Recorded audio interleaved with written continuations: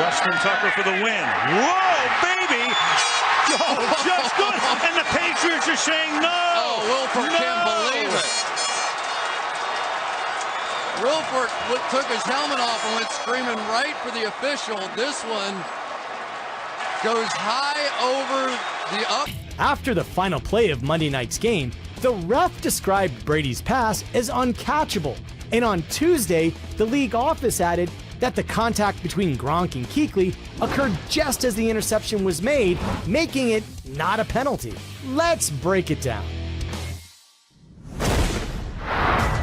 Running at 16 miles per hour into the end zone, Rob Gronkowski begins to decelerate nearly a full second before the ball arrives.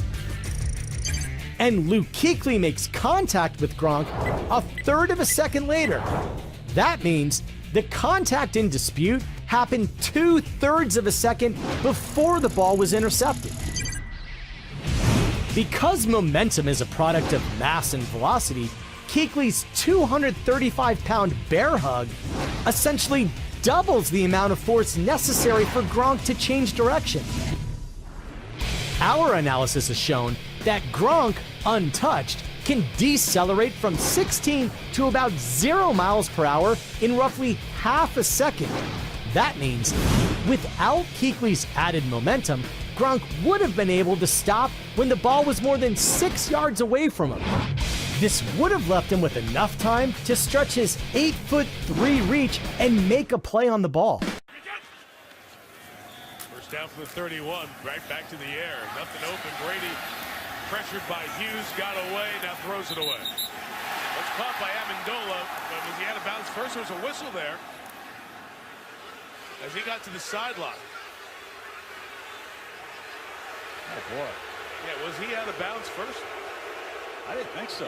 Neither did I on the throw, and I thought he was just flicking it to throw it away, and then Amendola broke free. Go back and look at this. Gene Steratore and Gary Arthur, the line judge, discuss what happened there on that Bills sideline. That's an inadvertent whistle, I think, Mike. Well, he's in bounds, and so is Amendola.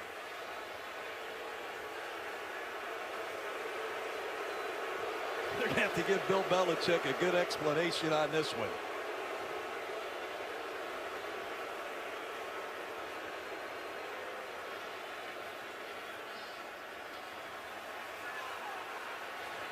Everybody looking up at the replay here. It's very clear to see to them.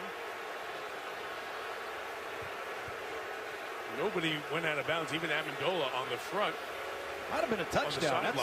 Because he was breaking free, exactly. 70-yard touchdown is what we're talking about here. And the play would be a do-over, essentially, in an inadvertent whistle decision. And, John, let's talk about that in the back end of it, the clear field that was out there. Tom Brady keeps the play alive. He's scrambling to his right. Amendola at the bottom of the screen never goes out of bounds, Mike. Nope, he's in. And I think Danny Amendola might score here. Has a chance for a big play. And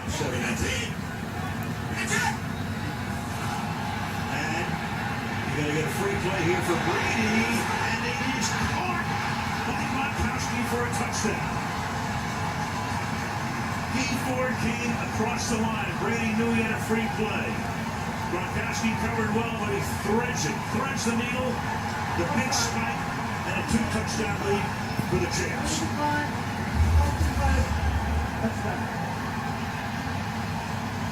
Tom Brady got the free play. Watch this catch. I mean, that's sick. That big son of a gun going down. How do you guard that? I have no idea. You can't have much better coverage. See, did it come out? I didn't see it roll out. All scoring plays are reviewed. Did it hit the ground? Oh, that one may have. Yep. Well, all the calls this year, you've read about it, heard about it, made from New York. That was a heck of an effort by Terrence Mitchell to strip that ball out of there. I think that's going to end up ruled incomplete. I do too.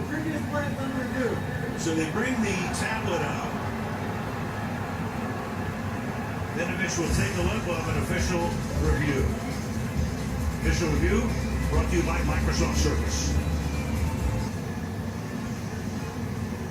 ball on the field is a touchdown, we think it gets overturned. Vinovich will have the official accounting of it right now. After reviewing the play, the ruling on the field is the ball hit the ground. Is an incomplete pass.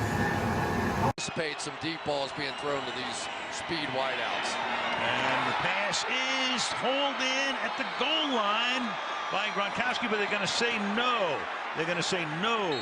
Incomplete. So Gronk tried to come up with it as if he had the touchdown. I can fully understand what the official saw, that ball bobble between his two hands, but did he squeeze it before it hit the ground? That's the hardest thing to tell here. Does it hit the ground?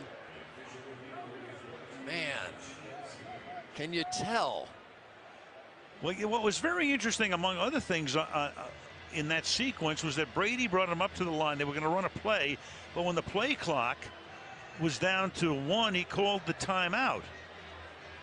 And that enabled Belichick to get further information, I suppose, or think about it a little bit longer, and then he decides to throw the challenge flag. Am I entirely biased in favor of receivers' position here? If you had to ask me flat out, did he catch it, I would say he caught it. But I'm not sure you could go into the replay booth and overturn the call on the field. Yeah. Don't be. You were an old receiver, right? Very old. The guys who talk these days about, hey, as a receiver, no. Gronkowski's looking at the replay. I don't think there's enough evidence here to overturn it, is what it amounts to. Can you tell? Does his chest press it to the ground right there on the far side of the forearm? You know, I don't think they can overturn that. I agree with you. Here's Coleman. After reviewing the play, the ruling on the field stands. Incomplete pass. It was worth it. Charged with their second team timeout.